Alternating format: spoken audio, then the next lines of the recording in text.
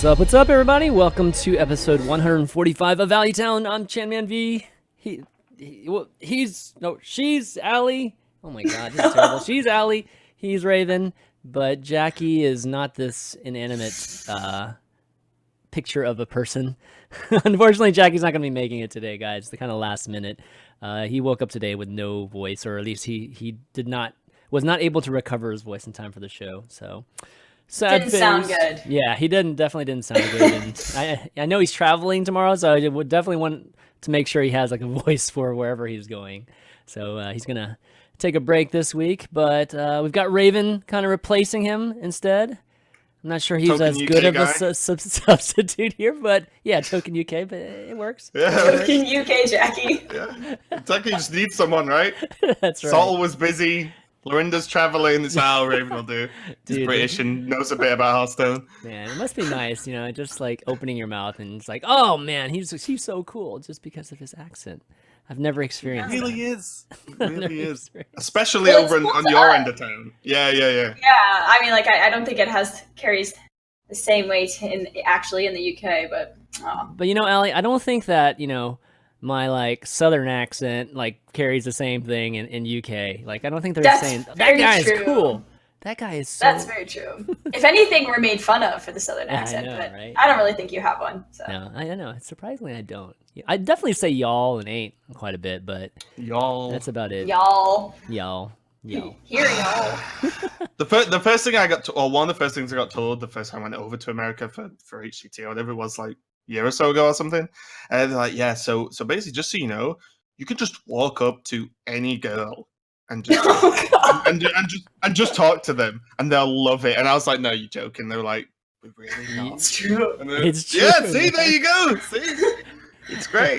It's great. I was like, oh, giving me the key information first. I like it. Good to know. How would you rank accents? Is the English accent at the top, or is like a Spanish? well, It's pretty accent? high for me, personally. Okay. Yeah. But Okay. So hang on. Do you I know, appreciate- there's Yeah, do you there's many appreciate there's a different big difference ones. between me and Sol, right? Do you hear a difference? Yes, I can hear the difference. Okay. I'm Have you not a ever huge heard fan of someone- the Cockney accent. I don't. Oh, Like- dang. Okay. I knew there's a Alright, reason alright. we're friends, Ali. Whoa. Also, have you heard someone from Liverpool or Newcastle? 'Cause Yes, I have. Oh, okay, yeah. They have very thick and strong accents. Very there. thick. Yeah. Yeah. Yeah. But yeah, Yeah. Manchester's just perfect. Perfect. Oh, that's awesome. All right, guys. Well, why don't we get into talking about some Hearthstone here instead of accents and everything? Definitely have some good topics to talk about today. We've got some cards and decks, kind of getting back to what we normally do versus the last week or two, because BlizzCon's finally over and we still don't have new cards quite yet. So I'm going to talk about a few things that are happening in terms of the arena, golden packs, kind of see what you guys how you guys did. Topic of the week is a recurring topic we seem to have because just like the Reddit and just like the community, we are cyclical too in our episodes. We have to talk about how expensive Hearthstone is because it's the right time to talk about it, right? So we'll talk about that, of course. Underrange Jebaited's back, Mekkatorque's Workshop's back, and then Host Challenge didn't go quite well this week, but we've got a better one for you guys, and Deck of the Week too. Q&A, got a couple questions. If you guys want to write into us each week, go ahead and email to valuetown@chanmanv.tv, and we'll get it on the show. But going to start off with our week in Hearthstone, as usual. Want to find out what you guys have been doing in Hearthstone, any cool things you guys have discovered.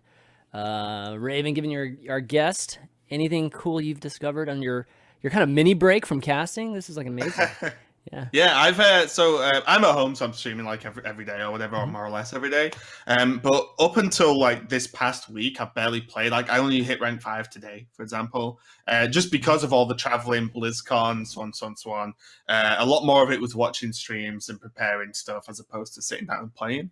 But yeah, I'm the type of person now, especially because I'm so focused on casting, that if someone tweets a deck, they're like, this deck looks good. I've not played it. I'll just be like, okay, load up the deck. Let's play. Just to try and learn. Mhm. But at the moment, I've been playing I tried the egg hunt. Ike is basically the player I've been keeping an eye on. Obviously, yeah, so I've came out of nowhere for most of the people, for the American scene at least, in the previous playoffs. But he tweeted an egg hunter out. I wasn't sure if he was trolling, but I've seen this kind of idea before with the Devil Saw Egg, Play Dead, and the true Terrascale Stalker. Let's look at it. Let's look at it. Okay, I mean, I was watching like Allie and Ant and Toast playing it too, right? Let's see, where is it? Shoot, maybe I lied. I totally just popped lied. up for a second. Hold on, was it? Okay. Okay, Yeah, it was. Gosh, it just confused me. I thought it was. I saw pirates and I was like, oh, it's the rogue. Not like this. Yeah, there we go. So there's basically the way it works is it's all around Devilsaur Egg predominantly, and then you have the Play Deads, the Terrascale Stalkers, but then you also have like tracking and the Stitch Trackers. Wow. So you can like duplicate Terrascale Stalkers or pull a Play Dead, and if you get the egg, you put your opponent in a catch-22 situation where you generate a 5/5 or 2 that your opponent has to deal with. But normally AoE deals with that, but then that pops your egg, so you have to do a 5/5. Yeah, so that's cool. It puts them in an odd point. But what I found very quickly with this deck is that it's a hunter deck. So it good observation, man. it's why I'm paying the big bucks. It's why I'm paying the big bucks. But what I mean is, if you draw reasonably well, you can just blow someone out and just win. The second you draw badly, you just lose. There is like no comeback mechanic that can like keep up. That's right. And it's just that. And what I mean is, it's the hunter problem, right? Like it's just as it is. So the deck's definitely fun, and for me, who loves hunter, definitely cool to try out and mess around with. But you are running into kind of the same issues you have with any hunter deck. So that's the main one for me. I've also been playing Dragon Priest from Ike.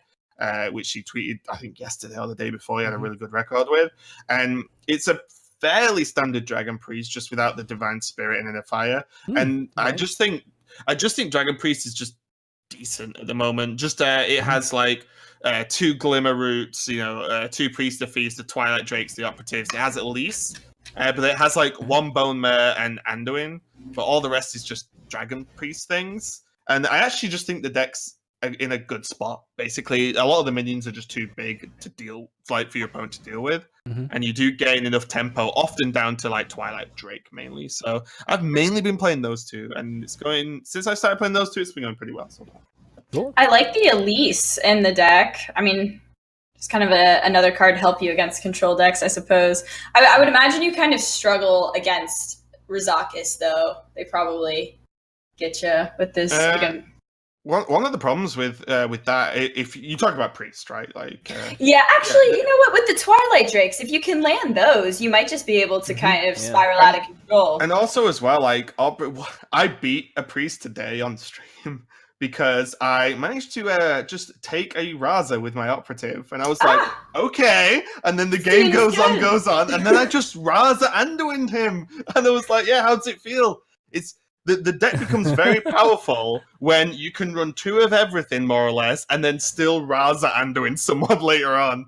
Deck's pretty good when you can do that. That's pretty brutal. Given how many 2-ofs you have, holy crap. But look at this, though. If you think about that matchup, 2 Glimmer Roots, 2 Operatives. That's a lot of goes, a lot of bites of the cherry there, to be honest, to get something good. Yeah. So I think this deck is actually pretty well positioned. I've only played like 20, 25 games, maybe 30, but it's been going pretty well so far. I've only lost to stuff like Aggro Druid getting you. You know what I mean? It's like, okay. I've been running into so much Aggro Druid recently. It's been kind of an issue.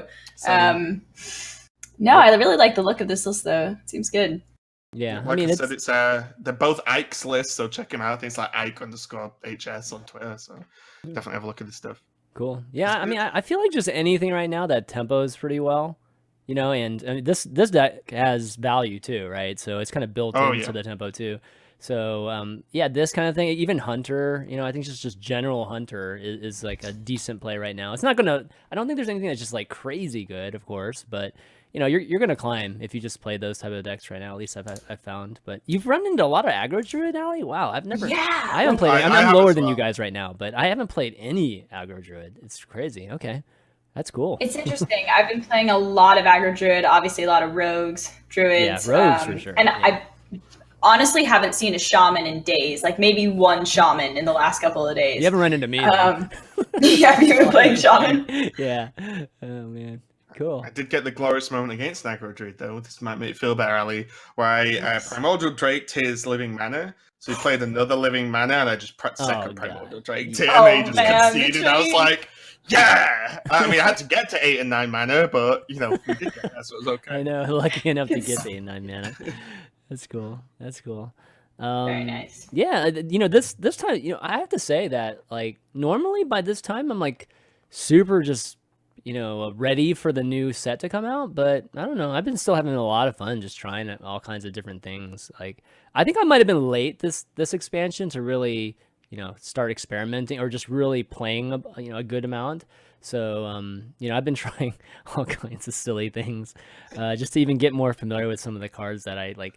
It's surprising. I look through the collection, I'll be like, oh crap, I didn't even know this was a card. So I just start building a deck with it just so I can get it in my memory a bit more. But yeah, I don't know if you guys have had a very good coverage of the cards this time around or not, but I feel like all the top decks or there were a lot of cards that just didn't make any of the top tier decks. So there's a bunch, and one of the things that we're going to talk about today is just the legendaries, right? Allie, I sent you that list of legendaries that one of our viewers sent in, and they're all the class legendaries, and none of them are in the top tier deck.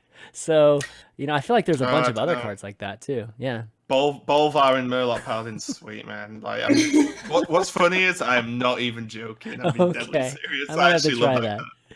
Right awesome. Before Steed, I mean, that's probably why it's pretty sick. Yeah. There you go. Right? No, I generally agree with you. Before we started, I was complaining about how if I tried anything other than Rogue and Druid and Priest, I would lose. But no, for the most part, I do feel like I've been able to play a lot of different types of stuff. Like, in comparison to some other metas, I feel like you can be a little bit more experimentative than past metas. So yeah, I mean, I'm still ready for the new expansion, and to your other point, I feel like some of those cards that haven't gotten their time to shine, I feel like there's a few that might have their place after new cards come out and kind of can assist other archetypes. I do feel like as well, this meta has been the weirdest one I think we've ever had, in that all of the decks, all of the time, have about 5 to 10 just flex spots or something. Yeah, I totally agree. It's fun as a caster because there's only 100 different types of Tempo Rogue. You have to know every single build of, and so on. Even there's multiple builds of Jade Druid. That is how stupid it is at the moment. It's but.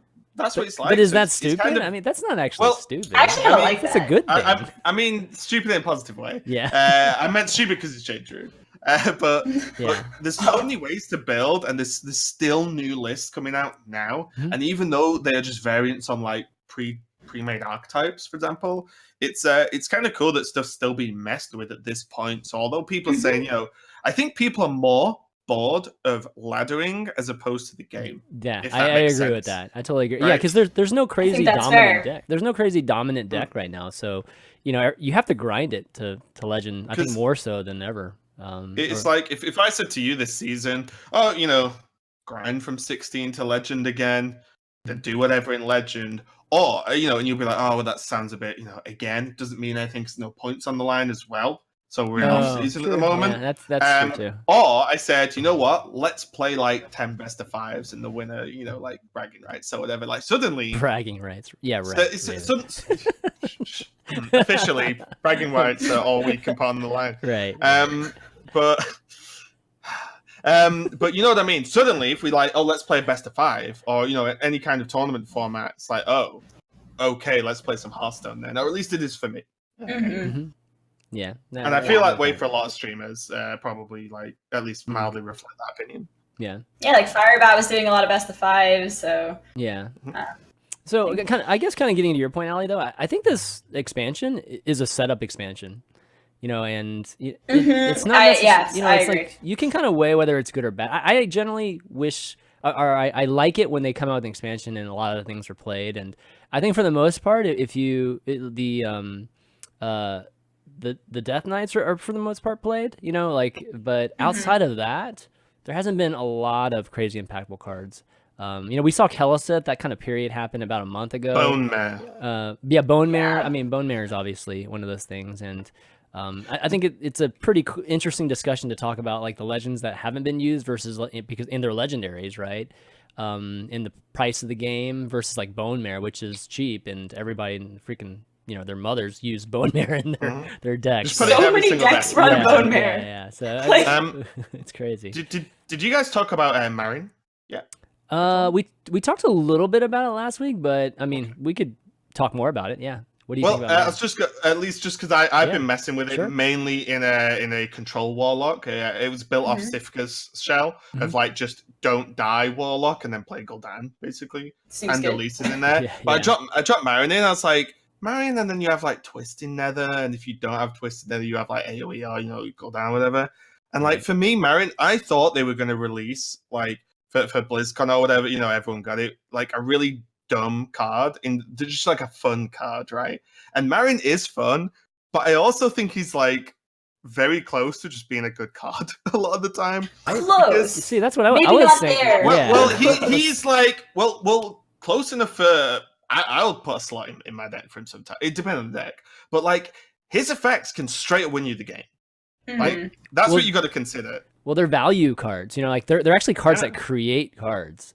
So, I've always thought of him a little bit analogous to like Elise or something along those lines, right? And I was like having the same discussion with one of the Vicious Syndicate guys. It's just so close. Like I've had games where I've done the goblet that draws 3 and makes them 0, like the best. Yeah. Oh, that thing's so good sometimes. And then I was like, 0 mana Twisting Nether, 0 mana Gul'dan, and then who the fuck cares about the third card because I've just won? You know what I mean? Like, it's insane. Like, and that card is just like, we might see that going forward because it's in rotation for quite a while. Dude, go ahead, Allie. Go ahead. I was just gonna say, I feel like it's kind of one of those cards that it doesn't hurt you that much to have it, sort of thing. Like he's sort of okay to just have in a deck, or a control deck, specifically. And like he just can get you there sometimes. So I agree with you. I don't know how good he is, but I don't think he hurts you that much. Oh my god, I played against I don't know if it was a Marin Warlock or not, but some kind of control Warlock with Gul'dan and stuff. And he was playing Marin. It might have even been the same list. I don't know. But he ended up getting the card. I forget which treasure it is, but the one that gives you like a copy, like fills your hand with a copy of what you draw next. He got all Siphon Souls, dude. I was like, oh my god! Enjoy your minions for the and turn I was you playing play like them, a big druid or something. It was like, oh my god, perfect counter. Terrible. But I've also had the dream too, where I got Goblet, and then Goblet gave me like playing big druid. I got Goblet, it gave me like Lich King and another big one, and then Lich King gave me Army of the Dead. So I just filled my entire board with like big stuff in 2 turns. It was. I also lost today to someone doing the Discover a Legendary in Crate 2. And just 2 Yashra Edges. So I was like, yeah. Turns out, 3 not bad. mana for 2 10/10s, and they pull. Yeah. Pretty good Not card. bad. Not bad. I died next turn, believe it or not, after that. I was like, wait, you did? Wouldn't have guessed that. oh yeah, I didn't have the easy counterplay to 2 10/10s plus extra minions out of nowhere. I've also been seeing the builds for, I think Wyra started it in the Warlock, of including, oh god, what's the 6 mana 3/3 that eats something and then Boat Lurker. Yeah, because you eat the treasure chest, and then like you get the thing, and then when Boat Lurker dies, it spits the treasure chest back out. So then you eat it and I'll kill it again. Wait! It spits it back out on his side or your side? Yeah, on his where side. you killed it from. Yeah. Oh my god. That's clever. That's cool. I literally just saw that meme with the brain getting bigger there as I described how the Moat Lurker. You're like, oh, so okay, yeah, Marin and Warlock seems good, and it's like Moat Lurker, but why oh my god, it's like the brain. Boom. Well, I mean, Moat Lurker just to kill the first one is really cool, but Moat Lurker to actually get another copy. The second one is pretty sick. Wow, that's great. Yeah, that's awesome. Oh, I gotta try this. I'm excited now. It's super value, man. That's told you before we went on the show, I'm like a meme deck peddler. It's Dude, I am fully fitting in for Jackie at this point. I'm Great sliding substitution. straight Man. in. It's amazing. All right, well, before we just spend the entire show just on our week in Hearthstone, why don't we move on to some news? Because Blizzard announced at least a big arena change, which is they removed the Death Knights from Arena. A lot of people have been asking for that for a while now, and you know, they finally obliged, at least a lot of the arena players. And I'd say like this move wasn't like completely unanimous and like a lot of people wanting it or not. So kind of want to get y'all's opinion. What do you think? I mean, definitely getting a Death Knight versus not getting a Death Knight had big impacts, especially things like Jaina. But do you think this is a good move from the standpoint of even just players that don't play Standard and might not have all the cards, and they won't get a chance to experience Death Knights? I feel like generally it's good to knock them out of arena, but that's the counter argument though. Like if you don't have the gold, you know, or sorry, the dust to craft the Death Knights, it's really nice for, you know, people to get the option to play with it, especially like with Hunter. Hunter's so fun. If you get him in arena, you're super happy. But I guess they were just so oppressive that it kind of just it made it's so one-sided, you know, like, oh, if someone has the Death Knight, they win, basically. And so I understand why they removed them, and it's probably for the better, for the sake of the arena community, I would think. Yeah, I think on average, it's probably fine. I'm no arena specialist, but the only thing that worries me is removing like or reducing the chance of just oppressive cards, you know, like Flappy Bird, for example. Like you can say the person playing that and hitting it is having fun, but they're only having fun because they're being so oppressive. Whereas a Death Knight is a fun card, right? You know, like you do different things with your hero power, you do crazy stuff. Like that's more fun than like haha Win Fury lol. So my only worry is that they're removing it for balance issues or like happiness issues for arena players, I guess. But also, you kind of lose the stack of that when you're like, well, I guess I can't do cool Death Knight stuff in arena anymore. Yeah. One more reason to not bother with arena is what I see. Yeah, I agree. But they are adding the new arena cards in. Yeah, so they're adding the new arena cards in. But you know, I'm usually not the type of person that says, you know, make everything accessible. You know, like have everything like literally just like baby fed to them. But you know, the more and more arena gets different than whatever Standard or Wild, how do you like convey that to people? You know, it's like I don't even, like now that the Death Knights are gone, now we got 9 extra cards. I wonder if people even realize what they're getting into when they go into arena now. Nope. Probably not. Yeah. I think they need to just like, I think, you know, I've said this a million times, they should have seasons for arena with different expansions included in every season. Yeah. They should probably have you actually draft 40 cards and pick 30. That's just logical at this point because the problem is you're stuck with the 30, whereas if you could draft 40, and then everyone could make a generally stronger deck. It would fix this weird synergy thing they tried to push because you've got 10 sort of flex cards to try and push synergy yourself instead of like, here are Murlocs, enjoy. You know, like that clearly didn't work out because they changed it. But isn't that the nuance of arena though? Is just like the random, you know, just the random building, the drafting of it. I mean, I think like it's still random at that point though. I think people get more frustrated when someone has a good deck and you don't, and you just lose. Because there's like the random fun effect of building a deck, but there should also be maybe just a tiny bit more level of choice or control. Because if someone just drafts like 3 Flame Strikes, you probably just lose, you know, like, and that's how people feel at least. And they had no control. They didn't get as good a draft, so they lose. Whereas if they had maybe 10 extra cards, they could have fleshed it out to still have a weaker deck, but not quite as a different scale. Compared to potential opponents. So, like I said, I don't play. I probably got the least arenas out of everyone here and everyone in chat. So you definitely don't. You probably have more than me. But how many do you have? I don't even know, but it's not very many. I'm about 120. Okay, maybe you do. You're less than me. But yeah, I don't know what the fix is for arena, but I think they do. I agree with you, ChanManV, that like instead of this card's not included, this card is included. This card's reduction rate, you know, is down by 30% of seeing it. It's like, what the fuck are the rules to this arena system? Because they are all over the show at the moment, and they're only going to get worse for the other cards. It's good they're balancing it. Don't get me wrong, guys. I mean, I know all these arena players are like, you don't know what the hell you're talking about. I'm glad that they're balancing it, absolutely. But you know, it just starts becoming, you know, harder to figure out like what you're playing, and I do want arena to be different than standard, you know, and so it's like a hard balance to get that there. But you know, eventually I think they would it would probably serve them better if they did structure some kind of thing, like you said, like one season it's like only these expansions, and one season it's only this. I think that kind of structure would actually be a great type of thing for Arena, and people would welcome it. It's like a change, right? It's different. Anything different in Arena is great. Well, one of the things I do see from Arena streamers, like easy, like Hafu and so on, is it's like, well, Arena's boring because I've learned how to draft. You just pick this one over those two. You just pick this one over those two. But with rotations, that changes. I mean, also, yeah. Also as well, like the what I do want to see is, it won't happen unfortunately, or I doubt it, is the way they announce 3 cards for every class and then we picked one to go in Arena. I want to see all of those cards, so 3 for every class, put into standard halfway through the expansion life cycle. Oh God, those cards are insane, dude. That'd be a shit show. Right? Those are ChanManV, insane. I want to do cards. insane things. Have you seen the Hunter one? Yes, Discard your hand, draw 3 cards. It's That's all I want in my life. Oh my God. I don't know how it wasn't picked. I don't know how it wasn't picked either. Actually, that was a really good card. They picked the Steam Weedle Sniper Effect one, And right? that's like the worst one. That was like literally Say the worst card of again.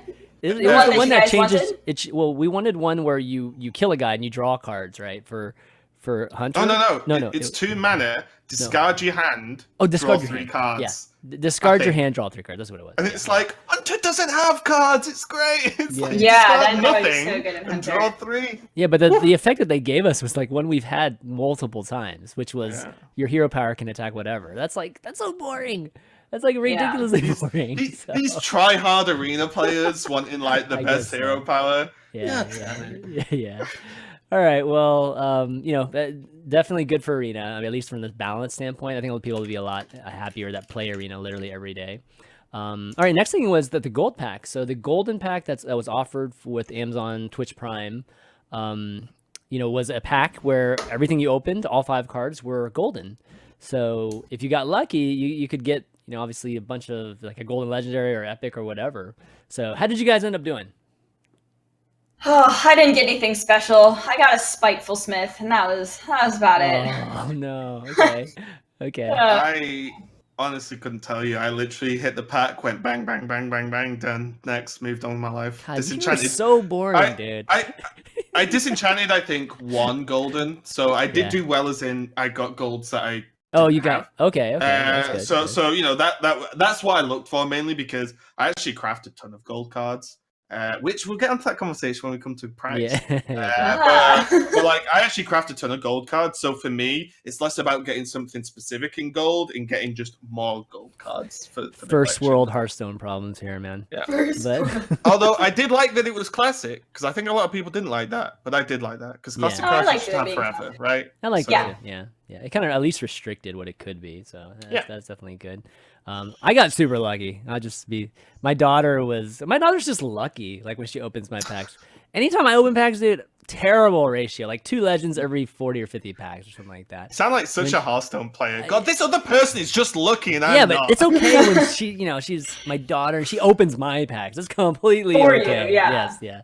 So that day that we opened the golden packs, I had a bunch of leftover packs that just from quests and stuff like that. And she's always the one that opens it. And so she was opening the other ones, and she got 2 other legends in those other 7 packs that she opened, and then she opened the golden one and got Jiraxis. And golden Jiraxis. Yeah, golden That's a pretty good one to get. Yeah, so that was pretty sweet, man. What were the other 2 legendaries? I'd have to go back and look. It was Syndragosa, I think, was one of them. Solid. Yeah, and then it was one from one of the older expansions. I can't even remember. It wasn't a good one, whatever it was. It was something I already had. I mean, I already have all the legends, so unless it's golden, it's not that special. But yeah, anyways, it was pretty cool. I think it's great whenever they do that. This is the second time they've had a golden pack, or? No, it's the first golden pack, but they did their Tyranny for Twitch Prime. Yeah, but I mean, just generally, is this yes? This is the first golden. I don't think they've done it before. I'm getting mixed up between the guaranteed legend and the golden packs, but yeah, this was pretty sweet. So hopefully they continue to do some more of that. Get some more of those Twitch Primes so they can give subs to. I think they already have stuff planned, right? I think they already have stuff planned, because when you go to redeem it, I can maybe even check. when you go to actually redeem it, there's like a timeline. Let me have a look. Oh yeah. There's like yeah. So two card packs in January, right. and then there's like more stuff coming as well. So I think it's pretty cool. Where it's like, well, normally you think of Twitch Prime, and it's like, oh, it could be for any games I don't even play. It's like, well, Blizzard is saying no, actually, like. You're getting more Hearthstone stuff, and they do like Heroes of the Storm stuff as well. Blizzard's often, so incredibly tied to this promotion, so that's why we benefit greatly from it. I think it's great. I mean, I love Amazon Prime. Like I use it all the time, like for everything. So I have no issue. Actually, you wanna all of the audio listeners won't be able to see this, but we're not sponsored by Amazon, but they're good Twitch. There we go. We got the Twitch Prime jacket. Nice. Yeah, they're nice. Hashtag sellout. Hashtag sellout. It's all good. It's all good. All right. Well, why don't we go to the topic that we've been kind of like skirting around it, which is the whole discussion about Hearthstone being too expensive.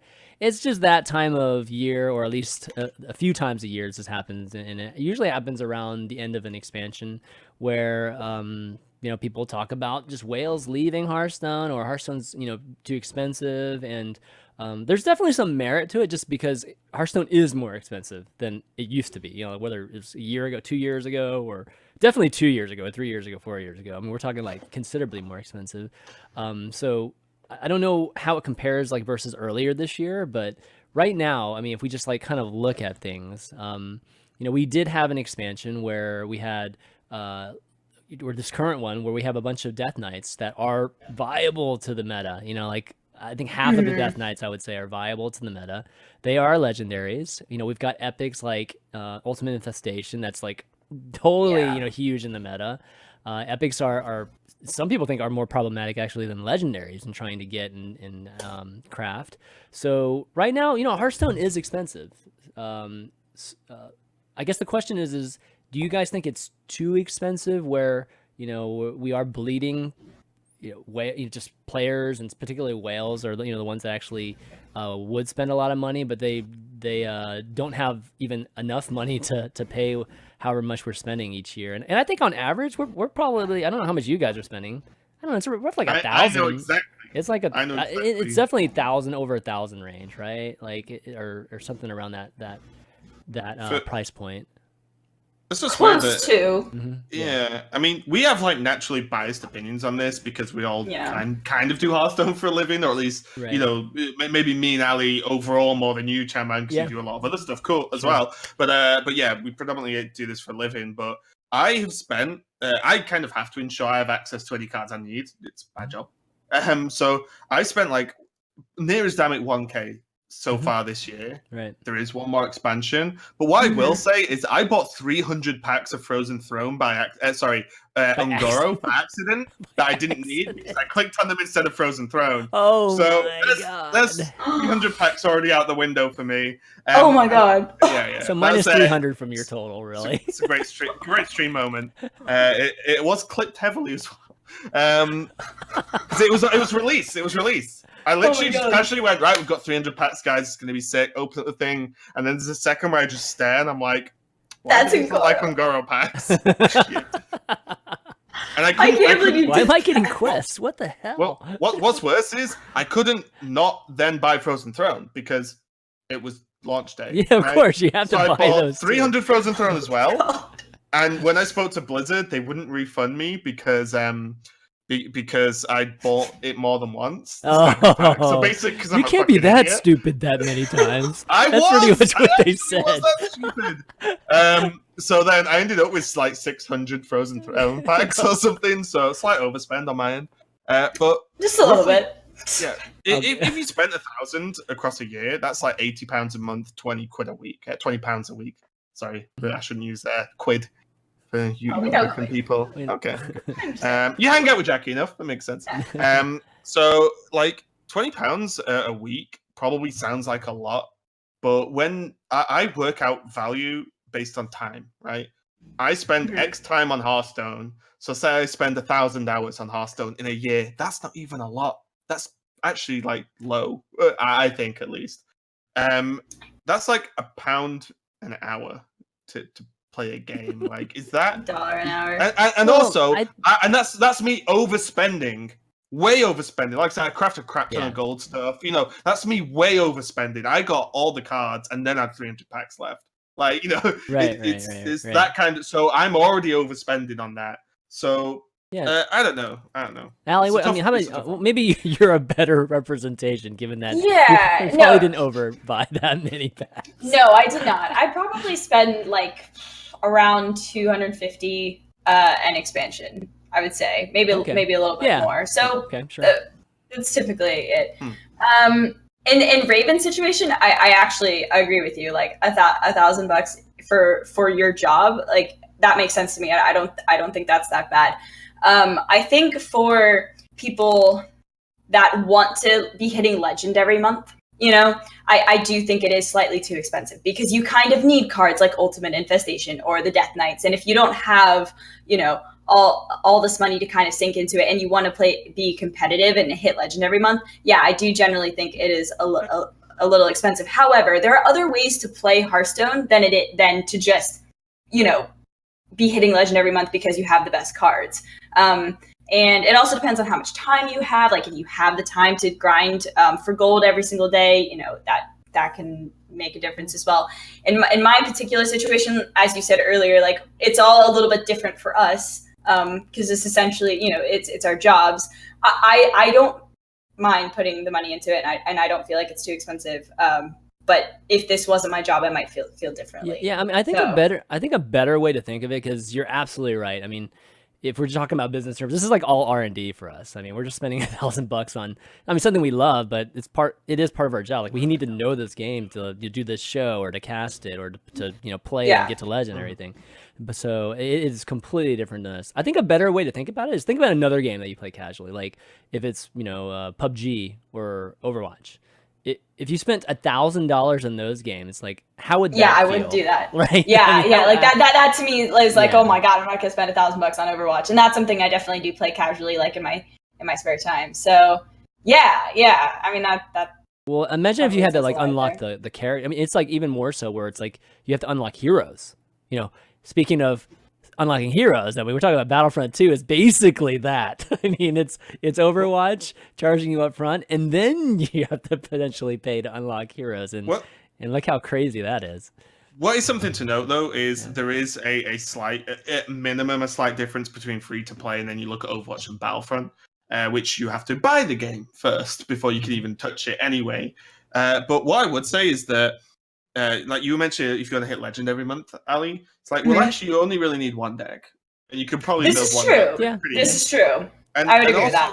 Also, as well, like a lot for me when people ask me this question about, oh, you know, free to play and how do you do it? It's like, what time period are you honestly expecting to have a collection and be able to sort of, you know, fight at top legend? Because if you're serious enough to try and go for HCT, you should probably be serious enough about putting some money into it. Oh, absolutely. Almost every single hobby costs money. Like my family are like golfers. Do you know how much that costs to be a member of a golf club for a year? Yeah. Like it's ludicrous. Like so you know, there's a lot of stuff around that, but also Blizzard, shill for Blizzard. They are trying to do things. There we go. Blizzard pay me, so I've got to say these things. They give us a bunch of free stuff. Well, for example, the dungeon runs in the next expansion, completely free. You need 0 cards, which is that's wonderful. Something I'm going to be going back to some of my friends who have actually said, like, is there even a point in me coming back? There's like 1 billion new cards. I'm like, well, actually, you can come back if you play casually. Just like run dungeons. Your deck's different almost every time. You know, you've got different bosses, different runs you can do, so on. We only saw like a smattering of what's available at BlizzCon. There's obviously way more stuff. So it's, you know, that's cost 0. You can literally make a new account and play the full extent of that thing. Yeah. So they are looking at it, and I'm sure they're aware of an issue where there's approximately 1 billion cards now. Like, what the hell do they do? Because they do need to do something, because it's harder and harder to convince people to come back or even start. Well, I think the biggest thing is, like, I mean, there's 2 different ways of when you're talking about you know, user acquisition and retention, right? Like you're trying to keep people in the game and you're trying to get new people. So those are completely separate things, you know, and you do different things to try to increase both of them. But, you know, the thing for me is that you know, one of the things talking about just how expensive it is, it made me wonder that if this type of discussion even plays a role in terms of designing cards, and or maybe I just was what thinking, Yongwu picks to release, or the team picks, the producers pick to actually release in this expansion. I mean, do they even take those things into consideration?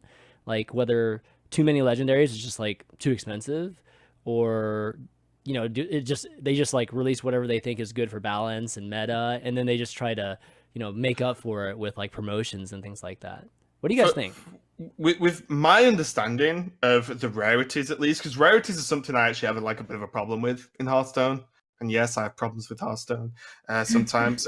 Is that like for me, rarities mean nothing apart from arena, right? Because in a general sense, if I want a card, I don't care what color is on the card, right? Like if I need it for my deck, I'm getting it, right? And in the long run, say you've played for 3 years, you probably got all the classic epics. You know what I mean? So the fact that it's epic changes nothing. But from my knowledge, at least, in terms of design, is like common cards are straightforward, simple, do this cards, and then you move slowly up. Epics are like build around cards, and legendaries are obviously very special, more complicated cards. But for me, I think a lot of it they should kind of just scrap. And they should probably look at cards like Bone Mare, because Bone Mare is a great card for free-to-play players. It's as cheap as a card can possibly be. Yeah, it's quite powerful. So something I always say to play, what do you think of this deck? What do you think of this deck? I'm free to play. Jam 2 Bone Mares in it. I've not even looked at the list. Like just put 2 Bone Mares, just craft them, put 2 Bone Mares, and then infinitely better. Yeah.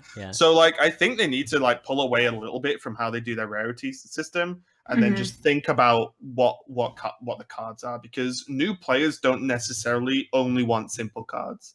They want some cool stuff as well, and that's like quite hard to get if they're all epics, for example. Yeah. Okay. Yeah, Allie, what's your take on it? Like just rarity. What I was just gonna say. Consideration. Oh, on terms of rarity, I mean, yeah, I actually agree with Raven there that it's most relevant when it comes to arena, but they are more expensive though. So like to your point, Raven, you're saying like, oh well, if I want Ultimate Infestation, I'm just going to get it. But for someone who doesn't, have the money to sink into it, it is generally harder. Or they can only get one copy or something, Sure. along those lines. So, but yeah, I think maybe stepping away from rarity is relevant. I was just going to bring up another point that's like if we're comparing Magic to Hearthstone. The thing with the nature of Hearthstone being in a digital space, like you can't resell a card that you've spent money on. And now obviously, they lose their value once the set rotates and you can't use it anymore in the standard format. But, if you spent money on a deck, you could potentially, if you wanted to go play another deck, you could resell it to another player. And that's not something that you can do in Hearthstone, which kind of sucks a little bit. But obviously there are a lot of positives of it being digital. I really don't like the comparison to Magic anymore. Like when people bring up Magic, it is not even the same thing, like at all. So I mean, we're talking about a mobile game, and a PC game versus a traditional card game, which is like physical, and like you said, there's the resellability, there's the collectability of it, there's value, actually intrinsic value in those cards. This is not that at all. It's like we could sell our accounts and stuff. Yeah, sure, maybe you could make an argument. But you don't even own your account. Yeah, exactly. The IP itself. You don't own those cards. The actual IP is Wizards. Yeah, so it's right. What I would like in terms of improvement, and some other card games, like online card games, I've tried this and I think it's really good, is like if the deck recipes, you could like get a deck because they're normally they're not exactly stacked with legendaries, right? If you could get a deck recipe for say 1,200 gold, 1,500 gold, you just buy a deck basically. Yeah, you could just be like, click, boom, I've got this deck recipe deck, and because then the decks are never like, let's be honest, they're not tier 1 competitive decks. But for newer players, they could be like, okay, I'm going to save 1,000 gold. They have a target, they have a goal. They get to 1,000, and they get a recipe deck with all. And they're somewhat one legendary or whatever. And it's a deck that should work, right?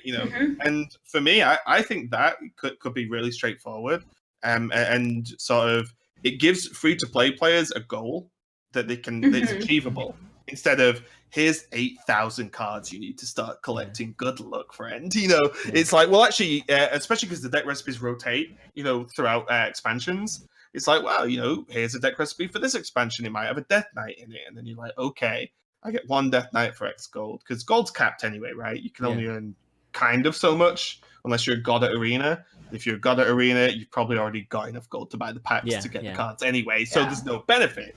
So it's only really a benefit for low cost or free to play players. Yeah, but I think it's something nice they could do. Yeah, I mean, I think there are obviously a bunch of ideas that we could or they could do to help with free to play, but it really stems back to the question like whether we actually think is even too much right now. Like I think it's pretty clear that Blizzard does do things that are trying to help with the situation, but but the thing is that I think a lot of people still just think it's too expensive, and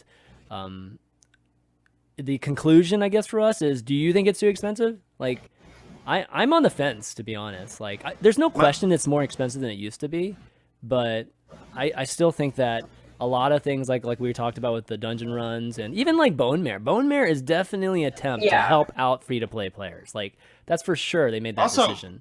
Marin, everyone's Marin too. too. Everyone's got Marin as well. Yeah, so we can't equivocate that to money. That's the problem. It's my issue is I don't actually know what too expensive is, because it's so different for every single individual. Because too expensive for me would be like a ludicrous sum of money, but too expensive for a free-to-play player who, like, a 12-year-old who doesn't have a job. You know what I mean? Like, suddenly, the game's pretty fucking expensive. But I don't even know where to draw the line, and I feel like even if say the price of Hearthstone cards had a third knocked off, is that still too expensive for people who want the full collection? Maybe. Depends who you are, doesn't it? And what worries me is if it becomes really cheap. The game is already free to actually play, but if it becomes insanely cheap, or if it, in an alternate universe that happened, then you have all of the cards straight away, and then people actually might drop off because of that, because I know players who actually enjoy collecting the cards. Oh, okay. Like, it's a progression. Right. Well, no, it's a progression system to collect the cards. It's like, I'm working towards this legendary now. And there are people, I'm pretty sure, that if that just didn't exist and you could say £10, here's all the cards currently available, people would be like, well, I might not be amazing at the game, so I can't move up tons of ranks. And now there's no progression in terms of making my collection or working towards this legendary I want to try. They might fall off because of that. I'm not saying they would, but there's a chance. And then I think the whole, like, it's too expensive is very hard to even gauge at this point. Yeah, like that was one of the things that I, learned in the October Brawl experience, is that I actually got a different kind of excitement than I normally do with playing Hearthstone. Like getting a Bone Mare, sure, we'll say that, or opening that up, or actually Bone Mare is a bad example because common, but it really was a different form of excitement. I'm like, oh my God, yes, as opposed to I'm just buying the packs because streaming's my job, that kind of thing. So I'm on the fence too. I think it's such a subjective question. Is it too expensive? I think for us, I would probably say no, but for others, yes. So it's kind of hard for me to give a definitive answer to that question. Imagine a world too, guys, where everybody has all the cards, and just think about what that ladder looks like. It sucks. I mean, it would. Yeah, everybody would just be playing the same exact decks at literally the entire range of the ladder. So that's actually a bad environment too. So there has to be some element of, I don't want to call it pay to win type of thing, but there has to be a progressive system. Even for the free to play players. Also, as well, like. I know someone just mentioned in chat that, that's when I was talking, that's the excuse EA used. Well, EA, you actually have to buy the game. Oh, you know God, what I mean? Yeah. It's just, I just want to point out that it costs you $0 to play Hearthstone. Yeah. That's costs you $0. So well, it's actually free to play. I mean, Hearthstone is classified. I mean, it is a free to play game. Like in the end, it is. Yeah. Battlefront 2 is not. And yesterday and the day before, I mean, you see all these obviously EA had this huge PR debacle with the, just the what was it, like a bajillion I mean, downvotes? It was one of the worst. It was the most downvoted post of all time. Yeah. So, I mean, it was like a comment, right? Or something. Yeah, there's definitely something that broke the record. And, I mean, this is probably one of the worst game releases ever, I would say, at least from the standpoint of the public reacting to it. And, of course it carries over just because it's dramatic and stuff over to even our subreddit, and they're like comparing basically Blizzard to EA in this way of whatever, like trying to, I think the term was outdated outrage, is what was used in that post, which, kept being brought up. And yeah, so I want to pose this question to you. Is it fair to say that I mean, obviously not the levels of EA scumminess in this whole thing was just like ridiculously, like at ridiculous EA levels. Scumminess. Yeah, I mean, come on. It's like, hey guys, we lowered the price of the heroes, but we actually lowered the rewards too, guys. What like, I think's yeah. worse, it's like very quickly on like specifically Battlefront, what I think's worse is, or the worst part about the whole situation, from what I've seen of it, the actual game's decent. I played the beta. You know what I It's mean? not bad. Oh, Yeah, did you? the beta Yeah. was fun. It's like yeah. the game. I've seen plenty of people have fun with the game. It's just this mess over here that's ruining it, and it's like, Well, the mess has to do with just the whole money aspect of it, right? exactly. Yeah. Yeah. So let's. Is it fair? Is it fair that even some of these vocal people on the subreddit, our subreddit, are like comparing Blizzard to EA in terms of, doing this sort of thing, or maybe like, running PR tricks on us? Like, one example I'll give them a little bit is just the whole, oh guys, your first 10 packs, you're guaranteed a legend. You know what I mean? That sort of thing. It's like, that's one of those things that sound much better than it actually is, and that is like kind of a PR technique, right? And trying to, swing the audience or just like try to get positive reactions from it, right?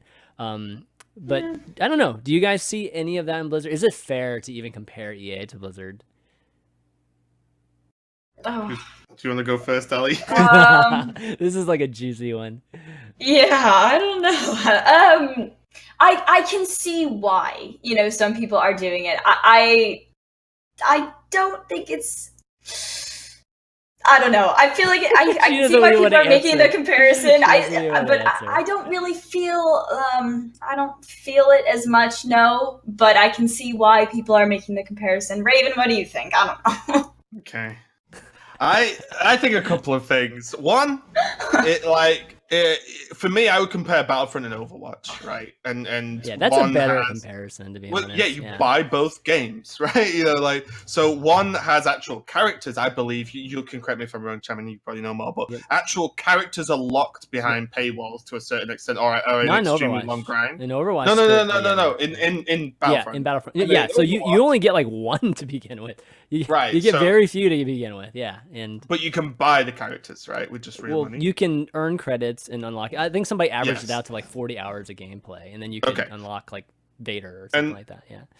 And in Overwatch, there's skins, so and that's it. You don't have to buy maps, you have to buy characters, whatever. Mm-hmm. So that is my comparison directly. But also in terms of like Blizzard doing tactics to make you spend money, no shit. That's like every company that sells something has tactics that will sell you things. That is literally how businesses are made. Last time I checked, Blizzard was not a charity. I totally not agree. How it works.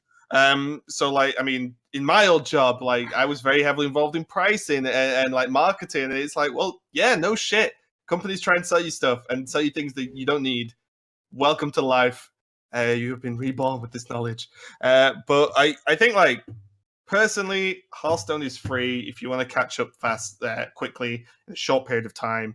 Yes, it will cost you money. Yes, it might be a bit too much, but it's very difficult to say what that amount needs to be because every single person has different life situations, different earnings, etc., and different ideas of what catching up would even look like. So it's a very difficult question to answer, but I think comparing EA to Blizzard as a whole is just like, well, you can compare them. It's just they don't go together. They're not the same thing. Right. There's a difference in subtlety too, and the subtlety is actually, what makes you feel much more okay about it than not. And your example with Overwatch is a perfect example because remember when Overwatch first came out and everybody's like, oh, you're charging $60.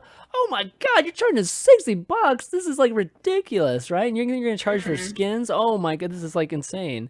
And then now everybody's just kind of like, oh my God, like comparing it to EA is like ridiculous. So if you think about it, Blizzard actually did it the right way because they're only selling skins.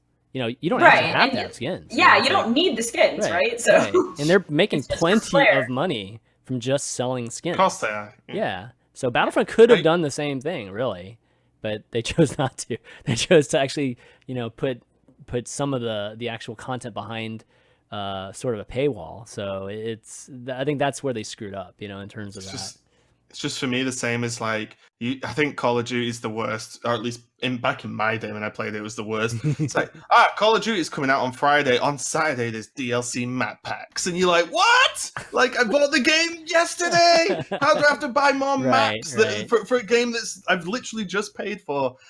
So yeah, that's what it feels like. That feels exactly. I think Blizzard could be a lot worse. They ain't perfect by any means, but they could be a lot worse. Yeah, we got to, you know, they're a business in the end, so you know, you don't have to pay for it. I would agree. You don't have to pay for it. So. Oh, already this garbage argument by Raven, but he's literally paid by Blizzard. What did I tell you before the show even started? What did I tell you before the show even started? Yeah. All right. Keep buying packs, guys. I need the Blizzard money. That pays for his salary. You should just have like a little meter, like this is Raven's salary. Anyways, I don't think we need to talk too much more about it, but you know, this is a talk that we always have, and I think it's good to bring it up. You know, it's good for even Blizzard to hear, you know, how people feel too. But in the end, guys, they have all the numbers. Like they know what the retention numbers look like. They know what the user acquisition numbers look like. So you know, if it's still good, then they're going to continue doing it, right? So. I think they're at least trying, though. I mean, definitely, you have to at least give them credit for doing some things for us. Yeah, especially this last year, they've done a lot.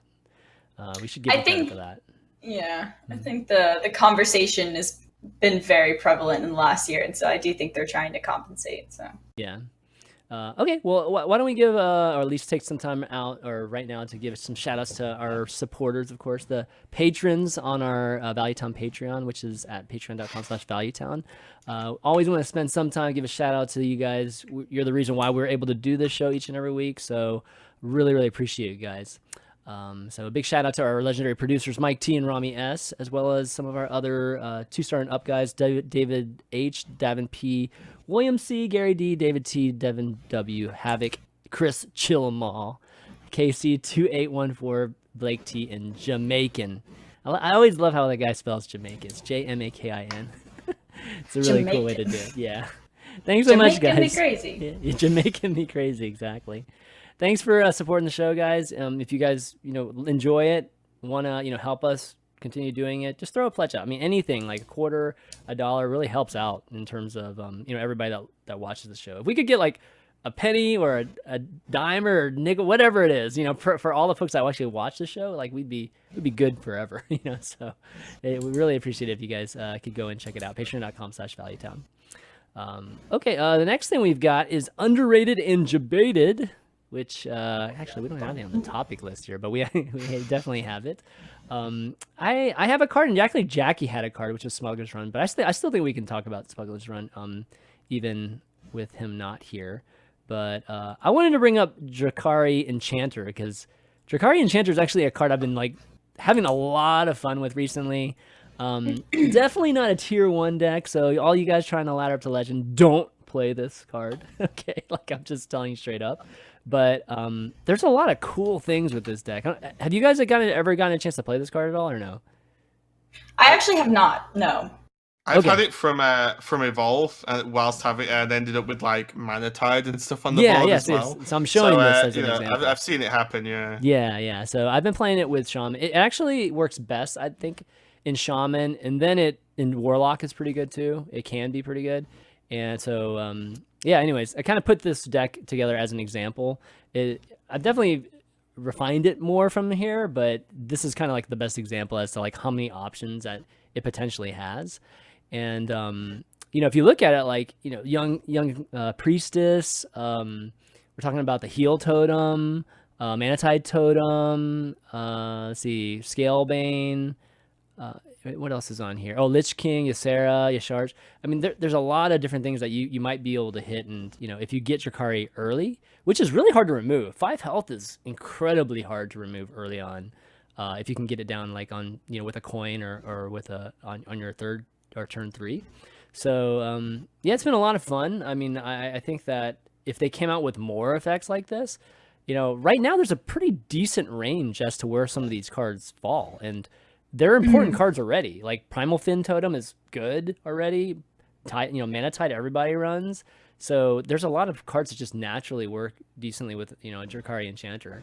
You can make an argument that's hard to build an entire deck around only 2 cards, but it's definitely interesting.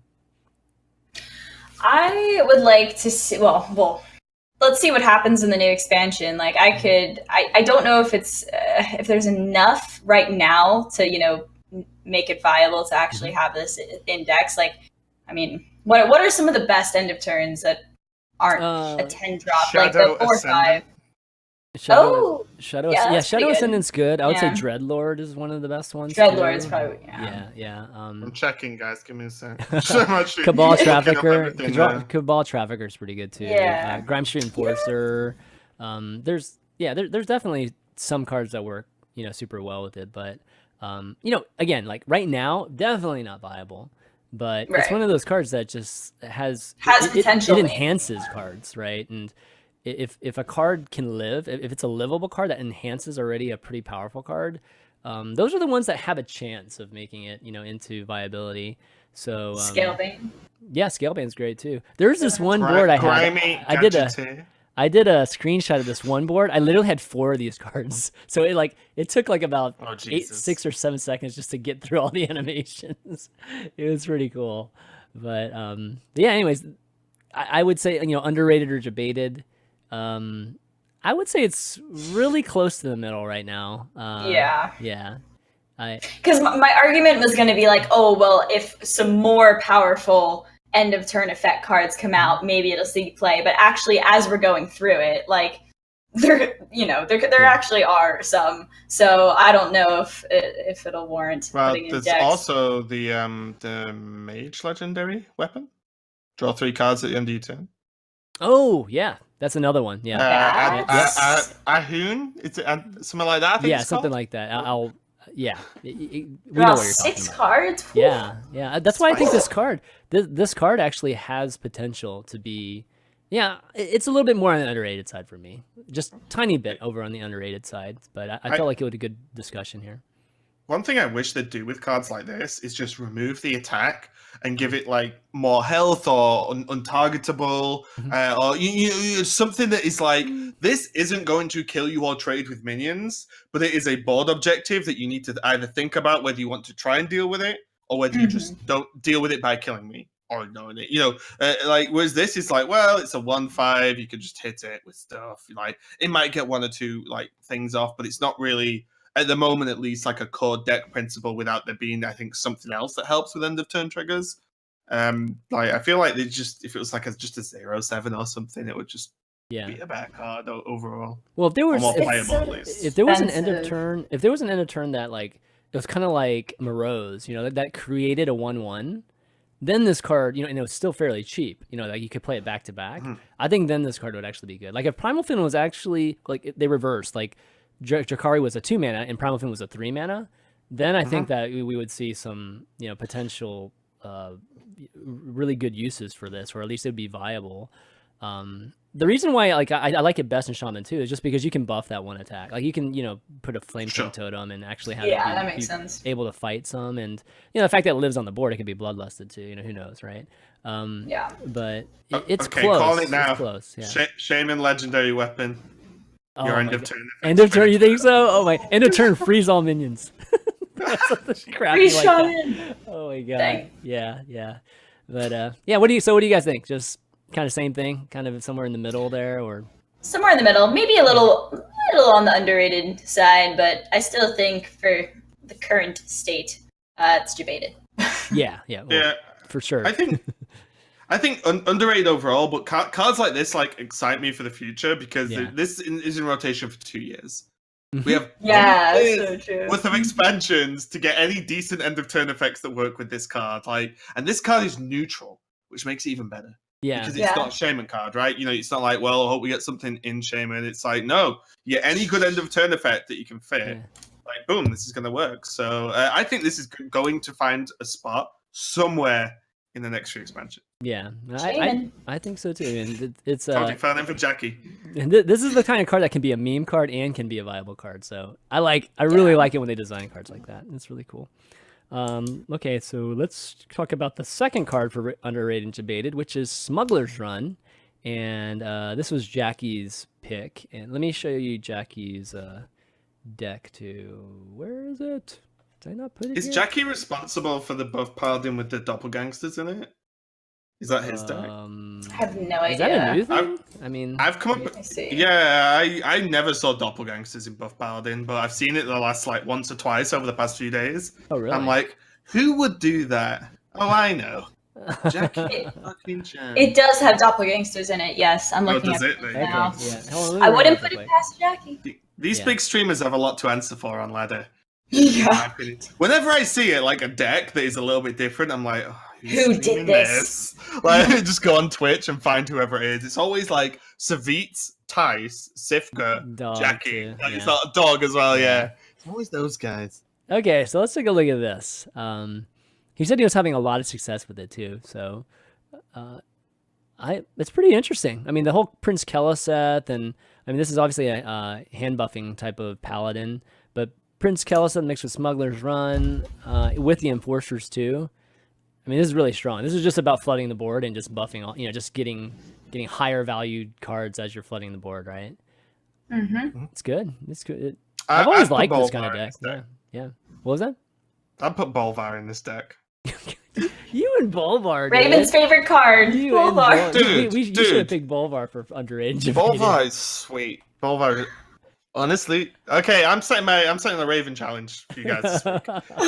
Never mind your host challenge. It's Oh, Raven challenge now. God. I'm taking over. Play a Paladin deck with Bolvar in it. It's good. That's literally the challenge. You'll love it after this. Oh, week. Simple how challenge, big, just how big you can play make Bolvar. Bolvar, basically. It's even if you drop it on its own shield buffs itself. Yeah. And then Spite Rich targets, Bowmare targets, so and so on. Like, it's just a good card. But honestly, I would play Bolvar in this. But I played a list not so long ago that was the Corpse Taker setup, which and the Chill Yep. Chill That's a good one Blade too. something or others, Chill Blade Charges. I'm calling them the 4/3 Paladin Charge Lifesteal. Right. And what happened was the with Burn Bristle, Corpse Takers, and the Lifesteal dudes buffed with Keleseth and hand buffs. Like, you could just come back from no health because you hit once with that thing that heals twice because it has to be traded into as well. So I prefer that style, but this does look interesting. I'll probably try it out. Yeah. This is. Yeah. I mean, maybe I am going. I am being swung a little bit to Bolvar. Bolvar is actually quite interesting. It's definitely quite interesting because it works so well. Like Allie, you were saying with like Dreadsteed, if you or not Dreadsteed, but a Spike Ridge Steed. If he doesn't even run it here though, you'd have to. I would feel better if I ran that card. Yep. On Bolvar, but Also, if you want even a bit of extra spice, Blackguard. Card's sweet. What? Blackguard. You're running all the Man. lifesteal. You're running all the lifesteal. I'll send you a deck after this, oh Chan. my gosh, that's totally a corpse. This is totally a Corpse Taker deck that you're talking about. Yeah, that's what I'm Yeah. saying. Yeah, I'll tell Yeah, you. this one's But, definitely quite different, but yeah, that's Bolvar's pretty cool too. Yeah. Last point. Bolvar's more fun if you got him in gold. I crafted him in gold. It's pretty sweet. Okay. Okay. Note self-craft golden Bolvar seems good. Yeah, Good job. yeah. But getting back to this version of the deck, yeah, I like it. I mean, I just like Flood Paladins generally, and I think one of the things that Paladin was missing, like hand buff Paladins were missing before, was something like Keleseth, which it didn't just buff what was in your hand; it guarantees like a buff across your entire deck. And I think if you had the consistency of a hand buff Paladin buffing your just everything you get in your hand constantly, I think just generally that archetype would have been strong even an expansion ago. So Keleseth actually adds that. The 2-drops aren't that big of a deal, missing, I would say, with Paladin. It does hurt your average a little bit, but it's not nearly as bad. And I don't even know what 2-drops you play. Yeah, I'm trying you to play think. like Hydrologist and Oh, Yeah. sure. yeah, stuff like that. That's So the 1-drops can replace that in this deck. And then you've got Sunkeeper too, just in case like you flood the board and you still don't have enough time. Just make them all 3s and beat them down basically. It's cool. I think this Let's deck. try it. I can see this deck being good. I wouldn't be surprised. Do you think hand buff was done even remotely well? the mechanic. You mean, do you think it's Graham Street? done well, or just is it a good mechanic, or just an archetype in itself? Well, I've spoke to a few, maybe like Admirable, I think, is a big advocate of this, is that he's like adamant that hand buff, instead of buffing wouldn't be called hand buff, of course, but instead of buffing what's in your hand, it buffs the top minion of your deck whenever you play something that has a buff. So then you never like, well, I've got no minions, so this card does nothing now. You know what I mean? Like, it'll always hit something. That's kind of what I was saying, the consistency. Oh, right, yeah. So, like, I think overall that would be sweet. Like, that would be a really cool deck. Yeah. The issue that I've always had with the hand buff mechanic is that it shows your opponent what cards you have in your hand. I feel like that's honestly the biggest issue, is that it's too telling. You're like, oh, well, great, it buffed every single card. They clearly don't have Consecrate, or like, and I think that's the biggest issue for me. I love that. I prefer. Really? Why? I wish I could stare across at my opponent and be like, yes, my minion's now overstatted. Get ready. Yes, my Bolvar is now a 2/7. Or 2. Get ready. So I don't know. Ready. You aren't prepared for this Bolvar being a +1/+1. So, you know what would be interesting is if they did make more cards like Bolvar, but instead of like Smuggler's Run being +1/+1, it was more +2 health, or +3. It just added health like to the minions. It's still a buff. Yeah, it is. But I feel like if you increase the health, it's in a way even more powerful actually. If you just, because it's not as consistent, let's just say Kelsa didn't exist. If they would have just made Smuggler's Run like +2 health, I think like hand Paladin might have been a thing earlier. It's just the fact that it's still killable, and you're wasting that pretty key early turn, on something like Smuggler's Run, or you're waiting whatever you're doing, right? So you're losing that consistency. I would actually give up. I would be able to give up consistency if I could gain like 2 health on stuff, I think. That might be. Yeah, I think the issue with Smuggler's Run is it's a card. Which it's a card. Weird, but I mean, it's not attached to like a minion, right?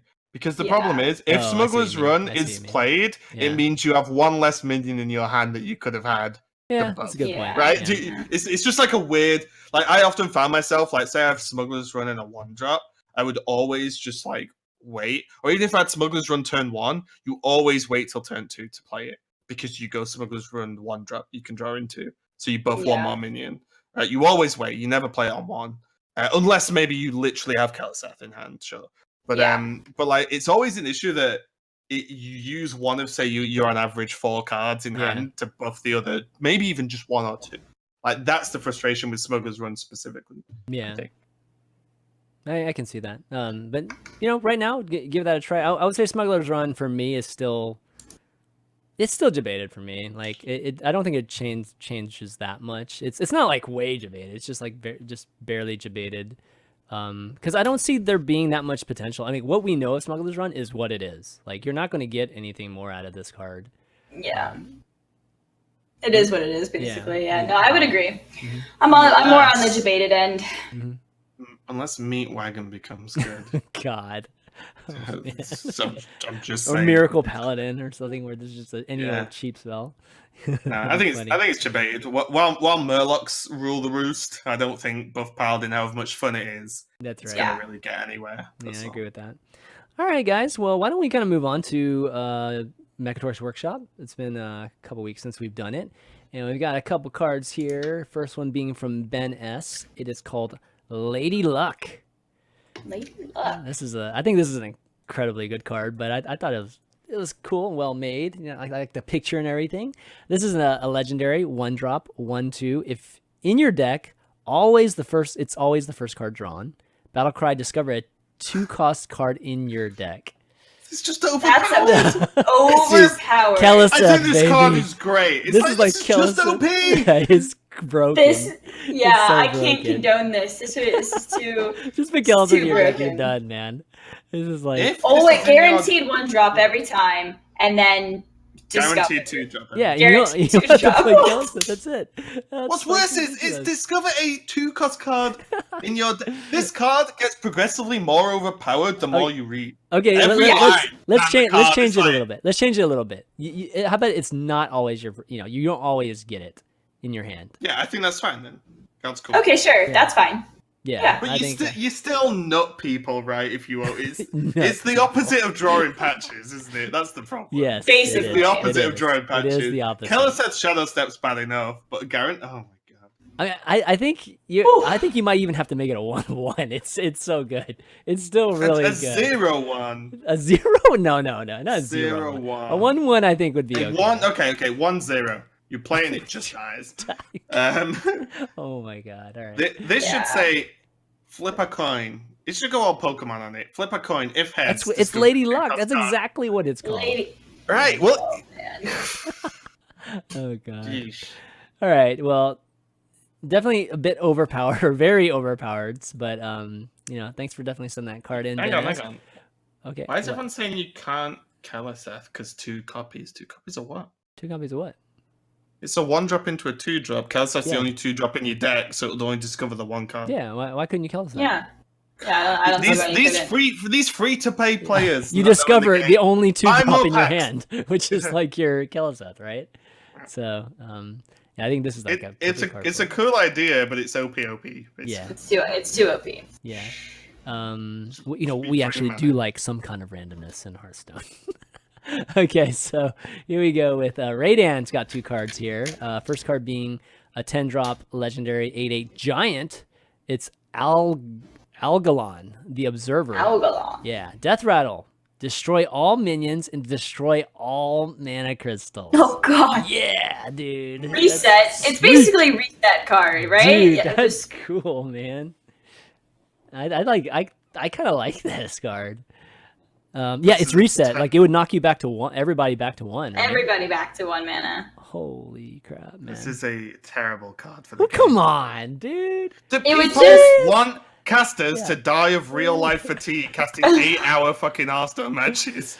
It's like That's what pass. This with Dead Man's Hand oh, game. God. It's just fatigue games. Although the only card that's actually real that makes this card not as crazy is the Warlock Legendary for the next expansion. Which is what? I forget. Oh, so it's like a 3/6 taunt for 6, but it puts a 5 mana create a 1/1 demon in your hand. But when you play that, it creates a 5 mana create 2/2. Oh, and yeah, a 5 yeah, mana yeah, create yeah. 3/3. Oh, but, right. but the legendary is destroy your opponent's deck. Yeah, it's like So I'll be Yeah. like, screw Alternate you, quest. fatigue. Yeah. Yeah. So that's the only card. This card's nutty, but it scares me that this is just a let's go Dead Man's Hand, let's go. Yeah. Or Jade's. well, you I counter feel it like like you you need said. more than 30 cards in your deck because you'd wind up fatiguing, until. Well, that's by what's the time- interesting about. I mean, except for Yeah. Dead Man's Hand, I'll give you that. If Dead Man's Hand didn't exist, this card would actually be kind of interesting, like as to like the timing of when you play it, how it affects you versus how it affects your opponent, and figuring out even just like what the right scenario is to do this. It'd be an interesting Nazoth. I mean, but you couldn't play Nazoth until like, oh god, 10 turns later. yeah, you wouldn't actually even get this out on Nazoth until like Okay. the 25th All turn. I or want, something like that. the best use of this card is an anti-aggro card, potentially, from Barnes. Oh You my Barnes god. into this. Oh. Oh my god, that'd be Oh. so Oh, sick. that's kind of cool. My god, I didn't even think about Barnes. There Yeah, we go. that'd be kind of cool. Destroy all minions. Then you can destroy all Azoth it too. That'd be pretty sweet. Thing is, though, is that if with aggressive decks, like they usually have a lot of 1-drops, right, and 2-drops and everything. So, and the control deck playing Barnes, their AOE would be more expensive. So the turn after that, you Barnes, you destroy all minions, destroy all crystals. I feel like the aggressive deck would be able to start laying like the fireflies down again, and you'd be like, oh well, I've got a dragon fire potion, but I can't use it. That's so I fine. actually, that's fine. Okay. You just play priest and res it. Yeah, Okay. Servitude. Res, go. Servitude again? It's like again, Oh my again. Now the best part about this card is Ironbeak Owl comes down. You're like, Well, you can guarantee It's like- silence would be a big thing if this card was actually prevalent. Because it'll be so funny. Like, Yeah. my final strategy. I have 3 blue eyes white, and then Ironbeak's like, whoop, whoop, and you laugh. you still have an 8/8. It's still freaking good. I mean, it's For 10 mana. I know. Well, what do you guys think about just destroying mana crystals? I think that's actually kind of cool thing. We haven't I don't even think- we haven't even touched it yet. Like I don't think Team 5 would want to do that, though, well, right? they haven't 'Cause touched it at all. So. You're oppressing your opponent, and Team 5 likes friendly. God friendliness. forbid. Yeah. God forbid. I like. It would be cool if you could just lock mana crystals out for a turn. I think that would be cool. Like lock one mana crystal for next turn, like overload your opponent. That'd be cool. Yeah. Okay. Let's see. Raiden has one more here. Worgen Firewalker. I think this one's a little bit less crazy. It's a 2 mana rare card, 2/2. At the end of your turn, gain 2 health. At the start of your turn, lose 2 health and gain 2 attack. Oh, this is good with Jakari, dude. This is great. But you just gain health nonstop, right? But yeah, so you gain health at the end, but then you lose at the start. But you get to attack harder. So this feels like a face type of minion. It's kind of like Tar Creeper, in a way. It's good for trading, right? You can trade up, yeah, definitely. Well, you can trade up, yeah. You can trade up or hit. But also, your opponents struggle to trade into you on their turn because it has 2 more health. Yeah, that's what I mean. That's kind of why it's like. Yeah, sure. But.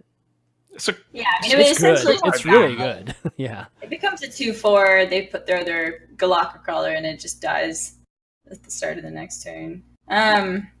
Or they could chip this guy and then he just dies next turn too. Yeah, right? yeah. My question is the 2 health it goes back to max health, or because it's gained health and lost life, can you heal it? So it becomes a 4/4 the turn after.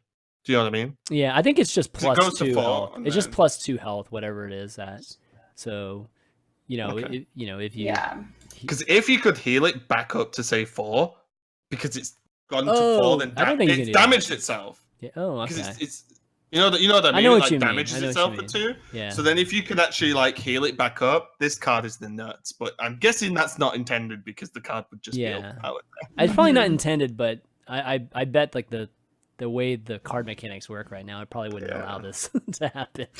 Well, it would thingy, right? It would Crazed Alchemist it sort of thing. So it would max every time, I think. So what are you saying, Allie? I was just gonna say, in general, though, I think this concept is really cool, where there's actually an end of turn and a start of turn effect. Because I don't think there is a card that has both. Correct? Nope. No. Yeah. Well. Oh yeah, not both, I guess. Yeah. Not both. Yeah, the tars are kind of similar in that way, but yeah. Okay. Yeah. I guess. Yeah, the Tar Lord. But yeah, in general, I think this mechanic is interesting, and I actually would like to see it. So yeah, me too. It would be cool to have minions that are either more aggressive on defense or more defensive on defense. Maybe gain taunt at the end of your turn and then gain plus 2 attack. Okay. Yeah, that'd be cool. So it can be like a sort of raise your shield on one turn and then go in on the next turn, like that. Almost like battle stances, right? That like warriors having WoW stuff like that would be pretty sweet. Like switch your stances at the end and start of every turn. Yeah, that'd be pretty sweet. Yeah, as long as it was not picks a random stance at the end of a turn. You'd be like, no, RNG. Yeah, I know. More RNG. But yeah, exactly. Like taunt and plus attack would be pretty cool. Yeah. All right, Raiden, thanks for sending that in. And if you guys have any cards that you want to send in for Mekkatorque's Workshop, go ahead and email us at valuetown@chanmanv.tv. Same goes for any Q&A, which we're going to be doing in a second. But the next thing we're going to talk about is the host challenge, which last week was an utter fail because nobody ended up sending it in, and actually I had a couple of people, just give us feedback on it. And I think the biggest thing that people had a problem with, which was, if you guys don't remember, filling your hand with the Oxeron, just because Marin came out and everything. It's just too random. Like you literally have to just play hundreds of games to even possibly get a chance of doing that. Yeah. So our bad on that host challenge. We're gonna have a much cooler one. And originally I was going to say who can get the biggest Flappy Bird, but given that Raven is so obsessed with Bolvar, why don't we do what's the biggest Bolvar you can get? Perfect. Right? Yeah. It's actually a cool challenge because it's doable. It's and you can do some crazy stuff with Marin again too, if you can figure that out. And then because of its hang on. Biggest in what way? How do you define biggest? It's got to be attack, right? I mean, it's a very personal question, but how do you define size? It's got to be attack, right? That's okay. I'll give some hints. Spite Ridge Steed, Crazed Alchemist, go. That's pretty cool. Yeah, let's do attack. Don't tell. Oh yeah, Don't don't tell tell them. them. Or do, Okay. do we do total That's my stats? only hint. We could do total stats is kind of lame because then they could just like do that, right? And they can just buff their health, and so Sure. let's make sure they have to at least follow the essence of Bolvar, which is the whole divine shield stuff. Or yeah, how about how much attack gained by proccing divine shields? Yeah, but you can't see that, right? You can't really see that in Probably a don't picture. trust your viewers. Well, I no, don't. they can hover over it, right? If they hover over the card, it says the stack of buffs that it received. Oh, I'm pretty sure. Okay. All right. Yeah. I mean, it's not my challenge, Shaman. You can. I don't know. What do you think, choose Allie? the rules. I think we should keep it a little bit simpler. Yeah. I mean, well, you know, like I think maybe just Yeah. biggest Bolvar, biggest attack, go. Okay. Yeah. That sounds good. I mean, you can buff it too with blessings and whatever. But With I think the hand people buffs? that are going to be, you know, like the winners are going to figure out ways to get that extra buff from the Bolvar text. Yeah. All right, so go at it, guys. We usually get like submissions within 24 hours if it's a good one, so I wouldn't be surprised if we see our first Bolvar right off the bat. That'd be a lot of fun. Also, guys, deck of the week. We're gonna start it back up at least this week, and I think the Jackie's deck is pretty good. I think it's gonna be Yeah. good for people to play. So it's gonna be this deck right here, guys. Deck of the week. Yeah, deck of the week. You should do well on it too on ladder. So go ahead and do that. We always we have our little mini show that we do for the patrons, where patrons come on as guests on Mondays at 9 p.m. Eastern on the Discord channel. So you know, check that out if you guys are interested in that. You can go to discord.gg/ChanManV2 and you can figure or ask about it, figure that out. We got some email Q&A questions here. First one from our buddy Ahmed, who we had like so many questions from Ahmed. I had to choose like one. Let's see. Okay, here it is. It's like we're getting 2 class legendaries again this set, which contribute to the worst free-to-play experience. Is it better for the game not to have strong neutral legendaries as decks become similar, or does kindering to free-to-play make the quality of the game lower by printing cards like patches, which nearly all of the Hearthstone crafts? So this is kind of like extending, I guess, the talk that we had recently. Yeah. So I mean, what do you guys think? Like, would you rather see like common legendaries that are strong, or would you rather see, you know, this kind of 2 class legendary Yeah. thing? I'd still like to see each class having their own legendaries, honestly. Like, which kind of counters what we were talking before, but I don't want them all to be neutral. Let's remind them what the legendaries look like besides the DKs. Okay, like I actually made this for the sake of showing you guys. Where is it? My God, I'm like I thought I added so many of these things and I did not. But like, give me one second. Feels bad, man. It's a list of the 9 legendaries that were not the DKs, the class legendaries. So take a look at this. All right. This is what we were dealing with. In Bolvar, we talked to death, obviously, this episode. But look at these other... I don't know. How many of these do you see in the meta, folks? Man, I had high hopes for Hadronox, but man, it just hasn't worked out so far. But Which 2? But seriously, wait. Okay, I want you to get... Well, one's Bolvar, right? Yeah, okay. All right. oh my I God. have to give it. Okay. Well, guess the second one. I played against this card today. Benedictus. Nope. Oh, No? is that Lillian? Rotface. It's got to be the... It's Rotface. the Oh, by the way, Ali, how far away from your screen are you? Why'd you have to like... I'm pretty It's, far. She's probably looking on my... Yeah. Yeah, I'm okay. looking pretty Okay. far. It's Lillian Voss is just like replacing spells in her hand. It's pretty it- cool. it's Yeah, trash. no, It's okay, trash, I don't know. I mean, none. I mean, like, I guess Sindragosa maybe every once in a while. Rotface, I mean, I never see Rotface. At the Lanthor, moment, no. there's a Dead Man's Hand N'Zoth warrior that has Rotface in Yeah, it because I played of the whirlwind against it. effect. Okay. Yeah, so it's that one, and Bolvar pretty much like just, you know, I'm holding up the meta with that one at the moment. So, but everyone will be alright. this week. But yeah, Rotface is actually like pretty scary, to be honest. So my point is that, you know, just having 2 class legendaries doesn't mean that they're going to be good and you're going to have to get these that's the legendaries, because you literally don't have to get any of these legendaries and you'll be just fine. And these are like half of the class legendaries from last release. So to answer the question, I just like a mix. I mean, you know, like I think the best expansions have been ones that have had maybe one legendary that was common or neutral. Sorry, and then just a few class legendaries that were good that really helped establish the meta. I think you just got to look at the Hall of Fame, right? Sylvanas Ragnaros. That's what happens when we get neutral legendaries that are just awesome. Like, just put them in every single deck. Look at Patches. Luckily, he's being rotated, so great. But like, look at Patches. Like, there were the control warlocks playing fucking Dread Corsair and South Sea or whatever it's called, and Patches in the deck just to battle. It's like, it's just ridiculous. Like, if the neutrals are so good, like it feels kind of dumb to me. Like, Kaliseth is as close as we've got at the moment to like a super high powered neutral legendary, I would say. But even that's got Lich King. Oh, Lich King's true. Yeah. But like 1 to 2, I think is fine, and even those have certain like Lich King maybe less so at the moment because everyone's playing Lich King and everything now again. But like Kaliseth, well, that's a deck building card, right? Like, and it can only go in certain decks. You're not going to put that in Control Warlock. Yeah. But I think like classes having unique cool legendaries is way more important than neutrals. I agree.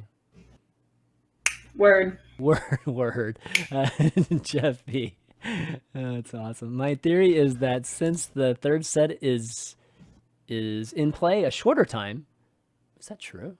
Is the third play in set shorter time? The Hearthstone design team feels that they have a bit more design space to play within. Look at last year's Jade, Raza, Kazakis impacts in Gadgetzan, the third set of the year in Kraken. Do you think that Kobolds and Catacombs will bring a crazier set of cards than the previous year of Mammoth expansions? So the third set is the longest, right? I thought they're the same now. I thought they changed the rotations so they hit the same. Hang on. Do we know when the next year? No, because coming? It's still 4 months, right? Yeah, Gadgetzan gets retired in April, right? April. Yeah, it's April. Okay. So it's the same. Oh, so it's the same. Okay. I think. I'm probably wrong. My on-screen maths is never... I'm having a brain fart right now. Knights of the Frozen Throne came out in so we're missing calendar lethal here. Okay, so what's the first expansion that's going to disappear in April? It's not the first. They all disappear. Right? It's more than one's going. Oh yeah, I know, but I'm trying to what's the span? Oh, of the sorry. Yeah, okay. yeah. I think Gadgetzan's the first, right? I think no. It's Dark Gods. What was it? Whispers of the Old Gods. Old Gods. Dark Gods. Just making sure. Oh, yeah, it's Old Dark Gods. Oh yeah. Okay. He might be right then. Yeah. So this one might be the shortest of the time periods. So is it going to be crazier? I guess is this question, because we've seen crazy in the terms of things like Operative, right? Like we had the crazy time with Dragonid Operative when it was released, like whatever, a year and a half ago, whatever it was. Right. Yeah. And then they mean short. It's before rotation, right? Yeah. Not next expansion. Yeah.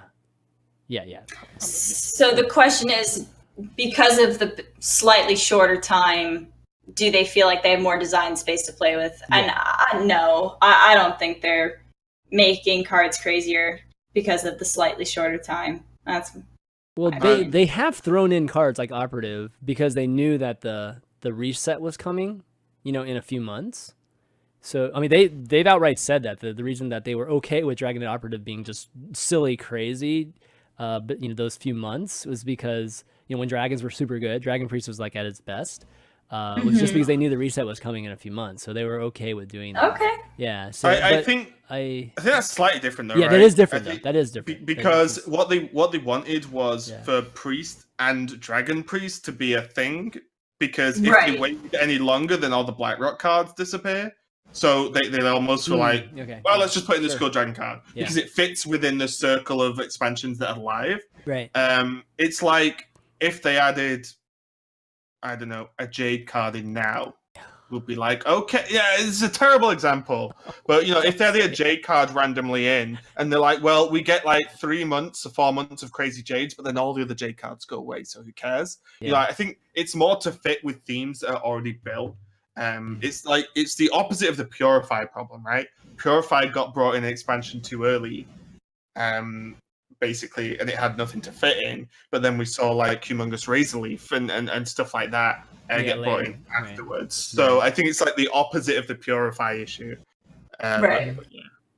Yeah. So you know, I think maybe no telling. Like I think to Allie's point, like I don't think they necessarily usually make that kind of decision. You know, like whatever's going to be Kobolds and Catacomb, you know, like that kind of theme is they're just going to release it. I think now, and so be it. You know, whatever happens. But I'm definitely curious. I'm like excited. I don't know about you guys. Like, how excited are you guys about the new expansion? Like, I'm obviously just excited just because default. I'm going to be excited when new stuff comes, but I can't say I'm like as dying for it quite yet. Maybe once we start seeing cards, I'll get. In terms of theme, like I did feel a little bit more excited for Knights of the Frozen Throne. Yeah, like that seemed like a little bit more exciting, but that was supposed to be one of their premiere, I think. Like they put a lot of advertising and marketing like at Comic-Con for like, because I think Lich King was such a massive part of WoW, right? So they really wanted to drive that expansion. Warcraft 3, like Arthas's storyline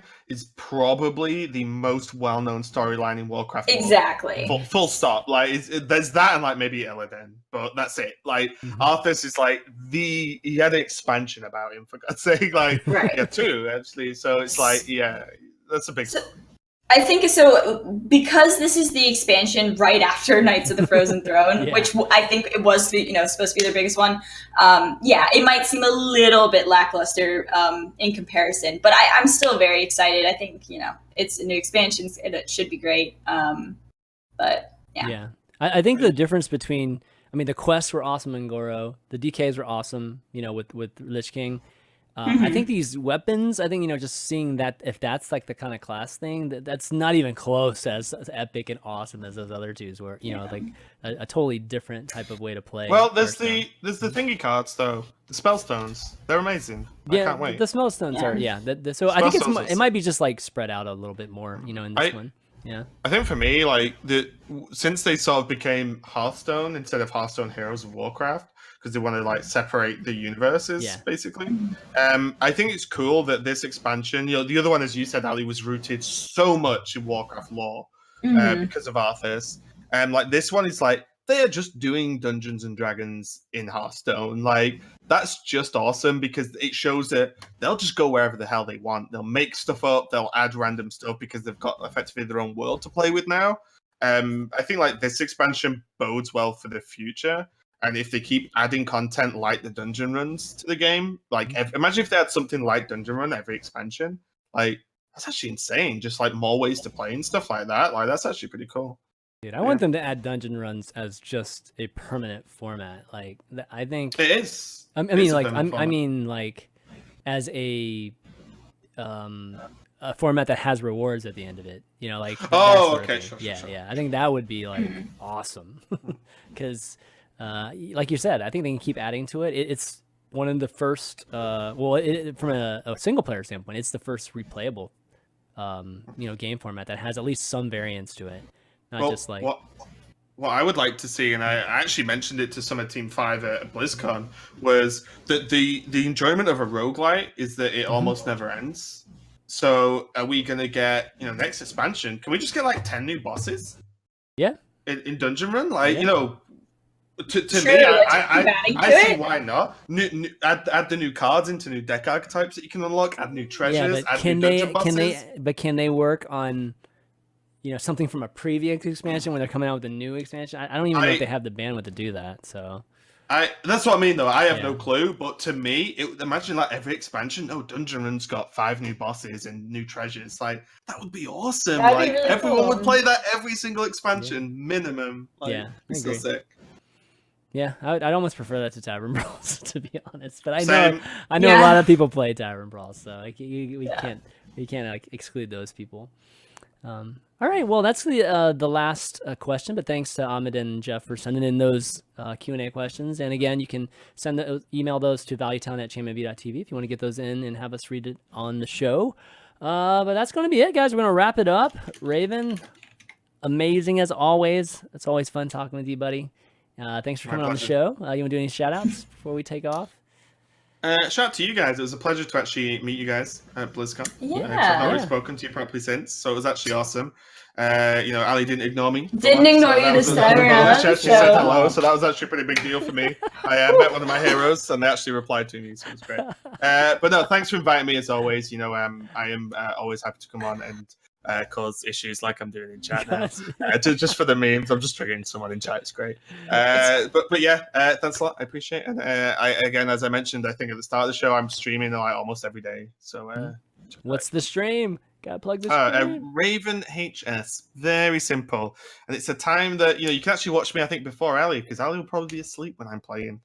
So I'm just saying, guys. Just saying. So can't you? Are they doing the Justin TV reset thing? Like, is Raven not available? Already searched it. Raven is someone who has who's following 20 people, don't know when he's last online. I might send the message. I think you can, right? To my Twitch peeps yeah, because the Justin TV, they're resetting or they're getting rid of all the inactive people. Yeah. So that's amazing. Yeah. Fingers crossed. If I got Twitch TV / Raven, that's just pretty sweet. That would be sweet. My only issue that's so Raven. is maybe I should get that Twitch. Actually. That's so Raven. Just reserve it now. My only issue, someone's already beat me to Ali. Yeah. The only issue with that is I cannot get Raven anywhere else. Yeah. So no, hitting the same thing and branding, as you guys will be obviously very aware on all the social medias is so important. And I'm like, different thing on every single one. Ravencast on Twitter, Raven HS on Twitch, Raven Hearthstone on Instagram. It's like, no one's finding me anytime soon. Well, the thing is like when you have HS at the end, it's potentially hard to get away from Hearthstone, but Trump's proven that it doesn't matter, man. Yeah, Trump SC What's from SC StarCraft, Trump? and he's so true. it's been fine, right?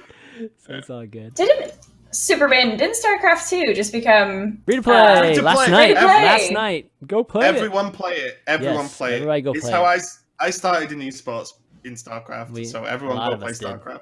Yeah, go play StarCraft. Go play co-ops and everything. Yeah, I've never really played, so really? You like it, Alan? Yeah. It's actually play ladder, and then you will understand what a very difficult game looks like, and you'll suddenly start to appreciate Hearthstone maybe a little bit more. StarCraft ladder. Now the cool thing about StarCraft now is that it's a little bit more social. You can play with your friends more. There are modes like that, and I find it more enjoyable doing that than co-op is awesome. Actually, laddering is so stressful, dude. It's it's still stressful when I play. I'm like, God, I'm just my keyboard's just like this the whole time. It's like, I used to ladder 5 hours every day after work. This was a few years ago, and that was the intense period of my life. I'll say that got pretty hardcore in some aspects, but it's a great game, so people should. Yeah, it's definitely. Blizzard taking all your money with making StarCraft free to play. That's right. Allie, you want to do some shout-outs? Shout out to our patrons. Thank you very much for supporting us. Muchas gracias. Chat had some weird stuff going on today, so really? I never look at chat. So. A lot of arguments going on in chat. Okay, good. That's great. It's good discussion. I don't think they weren't healthy ones. Okay, they weren't healthy ones. Oh no. Sorry. Except for Ravens. Ravens were good. And my Twitch, luckily not taken. Alliestrasza, good stuff. F2K_Allie is my Twitter, and Allie.Straza is my Instagram. But the person that has the actual Alliestrasza just there's has another Alliestrasza. Seriously? Yeah, really, man. Like a real person, or just somebody just screwing with you? No, I have 0 posts and 0 followers, but they didn't. When I made my Instagram originally, it had already been taken, so it wasn't because of me. Total squatter, man. They're just waiting anyway. Anyway, that's it for me. And, go follow. Yeah, definitely. For me, just thanks everybody for watching. Obviously, the two of you guys for doing the show, and QQ that we couldn't have Jackie on today. Hopefully, his voice gets better and he feels better soon. But you can find or at least Value Town on iTunes. Just a bunch of the audio channels like iTunes and Google Play and SoundCloud.com/ChanManV. So you want to listen to us on the way to work, or working out or whatever, you can do that just by searching for Hearthstone or searching for Value Town. You'll find us. Leave a 5-star review if you really enjoy it, because it really helps people find Value Town when they're searching for a cool gaming or Hearthstone podcast. You can find the VOD on youtube.com/ChanManV2. And one thing I forgot to...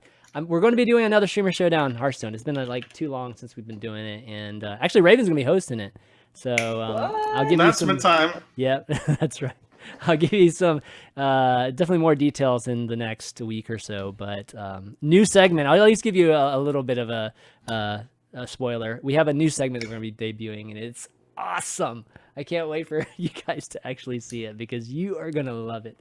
But yeah, I think that's going to be it, guys, for Value Town this week. So thanks everybody for writing in all their, Mekkatorque workshops and emails and everything. But for Raven, myself, and Alliestrasza, we'll see you next week. Later. Bye, guys. Peace.